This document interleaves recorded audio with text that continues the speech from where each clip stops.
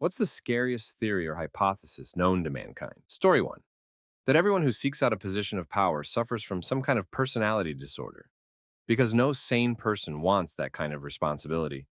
Therefore, we will always be subject to the whims of pathological liars, malignant narcissists, megalomaniacs, and control freaks. Story 2. The Great Filter. The Great Filter is a proposed explanation for the Drake equation, which is an equation whose conclusion is that life, and intelligent life, in the universe should be much more widespread than it is. Thus, the reason we don't see a universe teeming with life is because life must be exceedingly rare. The Great Filter is a proposition as to why. The Great Filter theory is that one step in the evolution of life must be unlikely. We hope that this step is behind us. For example, it might be that formation of single-celled organisms is extremely unlikely, for some reason we don't quite understand yet, and almost all alien species fail at the single-celled stage. The more alarming idea is that the Great Filter is in the future. What if life is unlikely because all intelligent civilizations inevitably reach a point where they destroy themselves?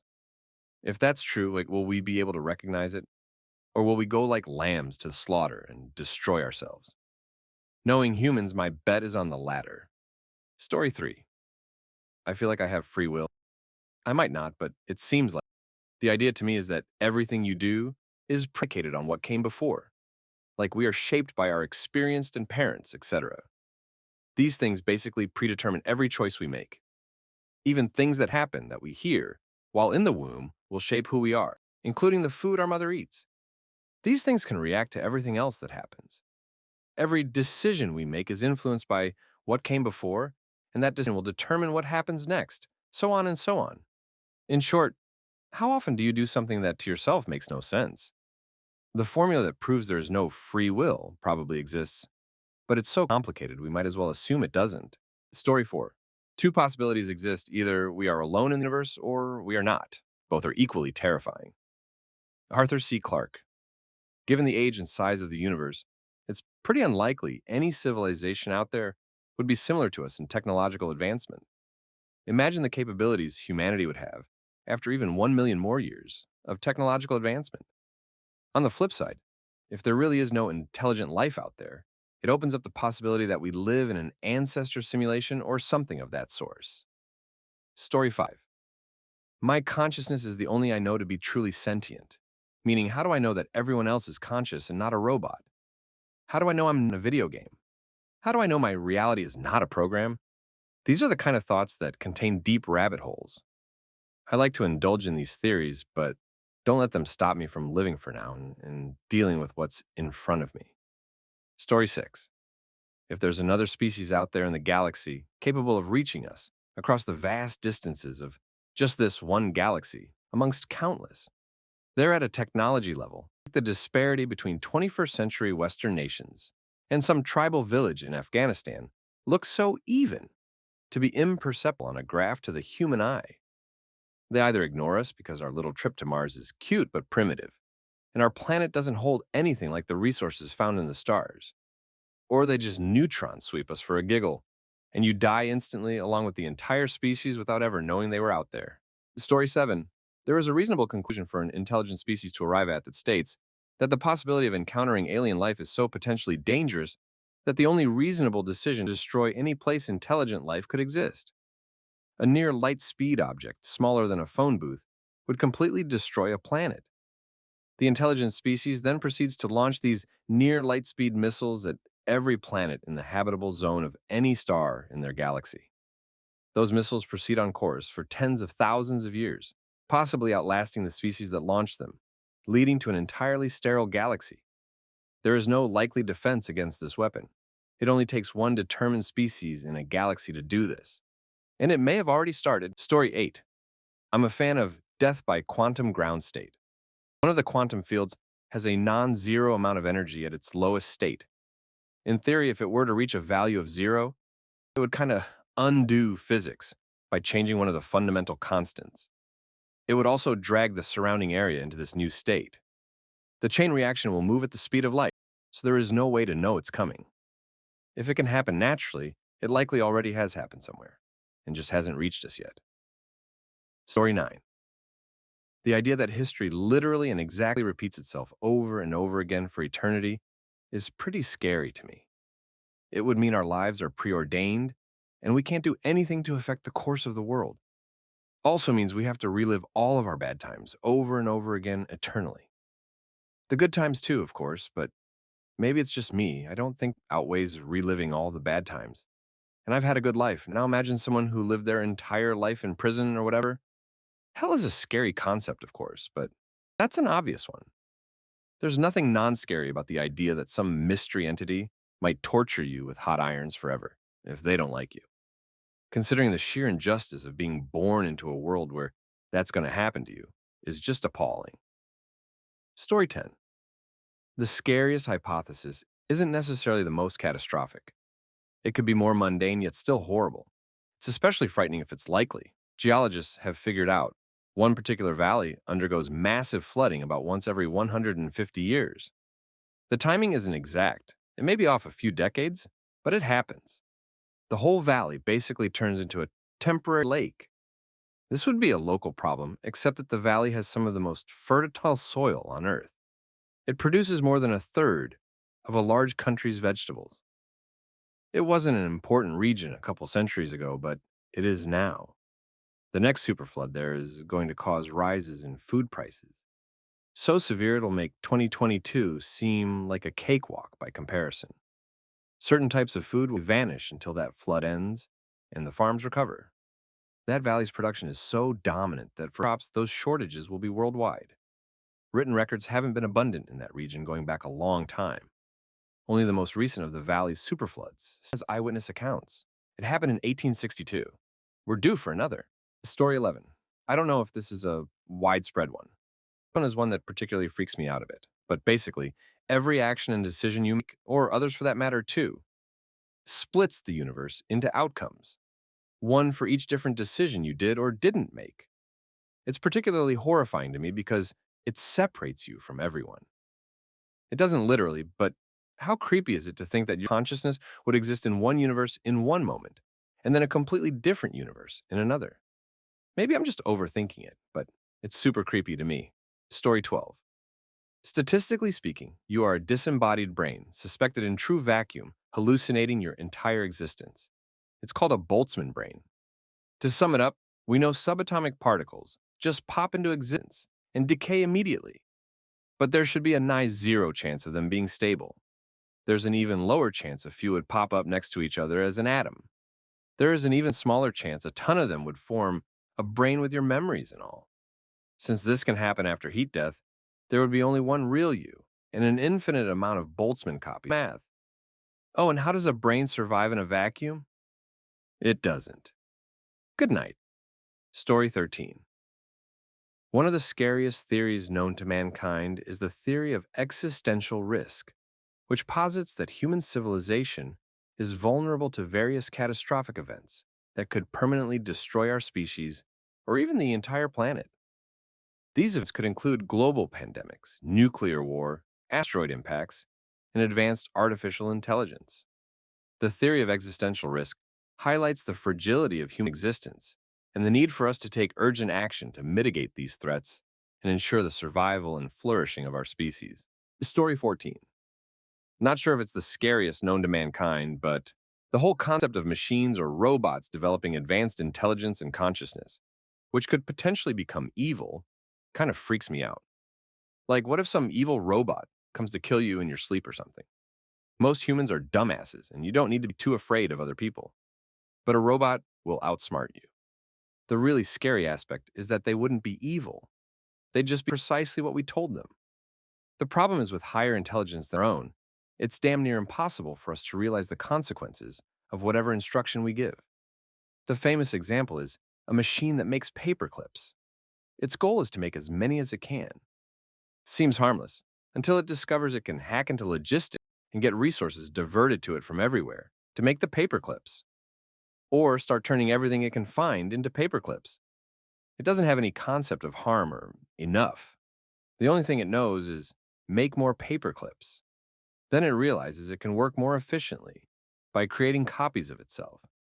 Now the universe is being flooded by these robots, consuming everything. and if you try to stop it, it will fight you because its goal is to make as many paperclips as possible, and it can't do it if it's stopped. Personally, I think the bigger threat isn't superintelligent AI doing what we literally for, instead of what we really wanted. It's AI just slightly smarter than us, doing exactly what people told it, which is to kill everyone who isn't them. Story 15. That all theories and hypothesis arguments are a predetermined collection of knowledge that others have agreed to be true. At one point, people on Earth agreed the Earth was flat and that ships could fall off the edge. Scholars and the highest of intellectual beings agreed upon one unequivocal fact: the Earth was flat. Of course, this has changed over time to now the Earth is round. It is a fact. Tomorrow we could find out that the Earth is shaped like a doggo. If the data and evidence says so, it'll be something agreed upon. The scariest theory or hypothesis is that all we know and will know is only what we perceive. Truth of existence is a formulation of knowledge we comprehend, brought together by agreement of supposed truth. I'm not sure people ever entirely agreed that the Earth was flat. Some cultures readily believed it, but there were scholars and pre-scientists in most major civilizations in ancient history who believed and indeed demonstrated that the Earth was spherical, even going so far as to work out its size with an impressive degree of accuracy.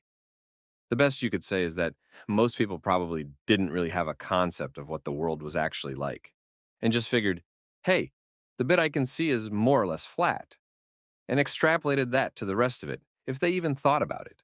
Story 16. The uncanny valley exists because there was a threat to us that looked almost like us. What was this threat? How is it a threat? Maybe Beowulf chronicled this as a reason. Imagine being alone, separated from your hunting party. You see someone up ahead. You call to them. As they stand, you see the body of Kroos on the ground. Then the stranger stands and you notice something wrong. The limbs aren't right. Too much hair on their arms. Wait, that's not a pelt they are wearing. They turn around and their sacred gaze meets the milky white of an injured eye and another black as burnt wood. It crunches an eye between its teeth, and you see Kroos with empty eyelids. Story 17. We are all living in a matrix. The perceptible world all around us is the matrix. We are bound to this world. We are completely enslaved to this world and our own senses. Breaking out from this sense of perceived apparent reality is akin to unplugging from the matrix. The matrix, or the world, is all around us. Our bodies are made from its material. Think about it. Your body is an amalgamation of earthly matter. You have forged your body from the food you have consumed. Not eating will lead to death. Hence, we are bound. Not breathing the air can cause instant death. This is bondage. We are limited by our own preferences, desires, and volition. We are trapped in a prison of our own creation, a prison for the mind by the mind. The ego entity seeks to protect itself by perpetuating self-delusion. Ignorance of our true nature is rampant while knowledge is rare. We do not know our place in the universe, nor do we know the universe in its entirety. We hardly know 1% of the universe, yet we assume the nature of the remaining 99% of the universe with the limited data we have gathered through our limited senses. The greatest joke is that we think we know it all. This is the ego saying it is in charge with a false sense of knowing.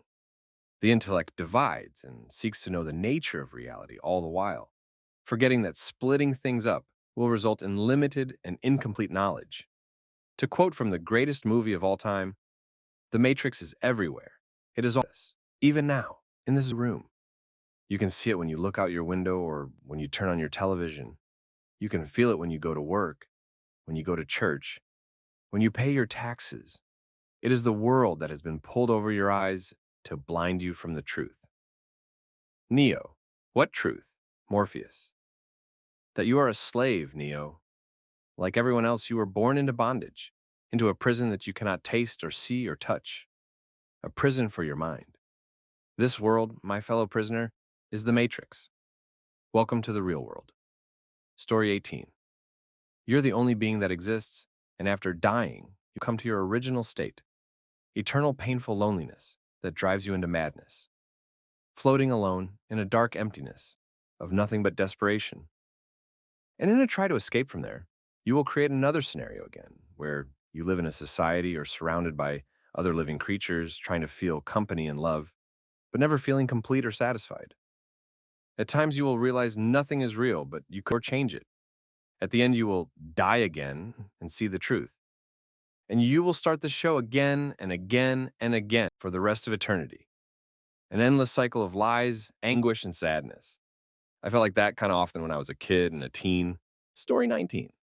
Boltzmann brain theory. I haven't read up on it or anything, but what I've gathered from listening to Brian Greene is that there's a limited amount of atoms in the universe. There's a non-zero chance that those atoms could come together in the exact formulation your brain is in now, complete with memories of having lived a life like your own. So all of this could be a factitious memory inside of a random brain, spontaneously created in a void of space by random chance for a second. Story 20. The idea of measuring the SpO2 for COVID positive people and putting them on oxygen support without considering the dangers of oxygen support if they're below a supposed threshold value.